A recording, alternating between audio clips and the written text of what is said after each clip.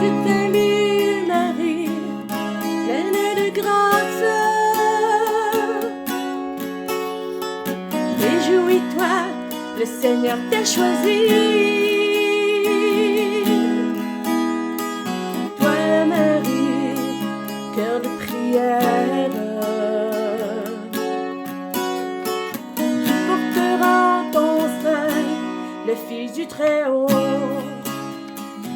Bonjour, nous sommes dans le mois de Marie, le mois de mai.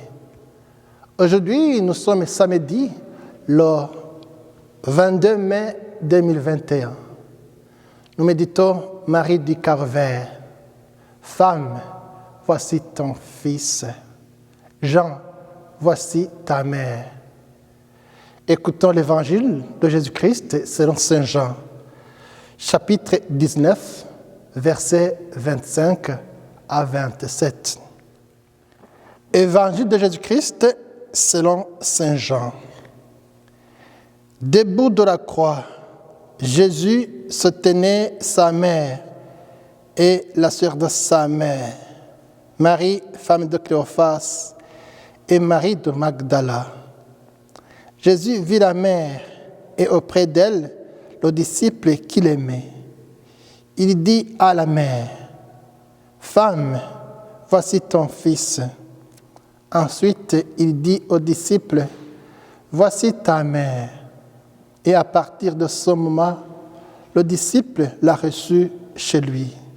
Acclamons la parole de Dieu. Ouvre mon cœur à ta parole, que ta volonté soit faite dans la vie. Me voici, je suis ta servante.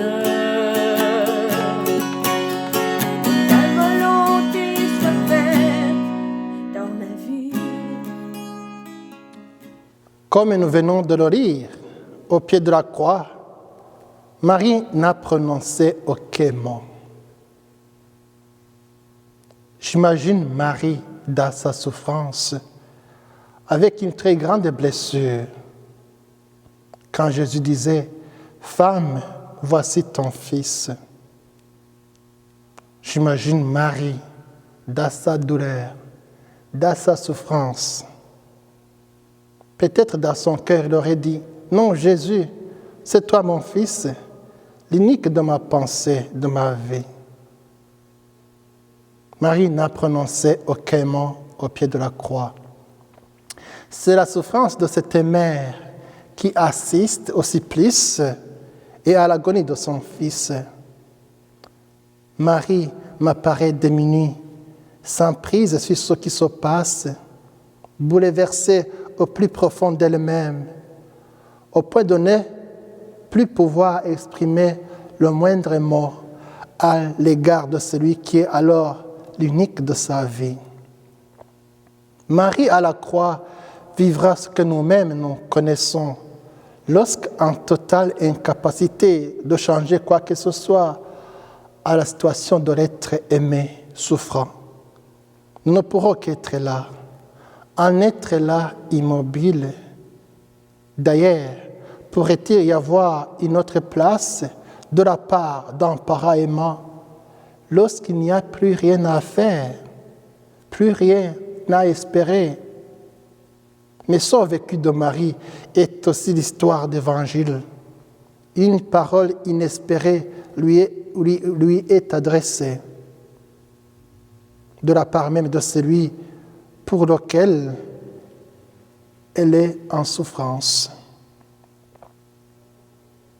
Femme, voici ton fils.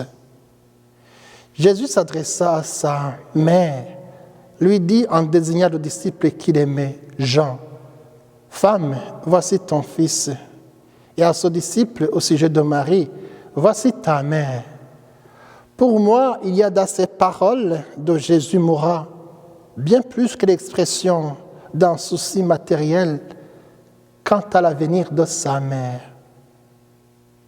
Il y a ici une parole qui brise l'inaccessible.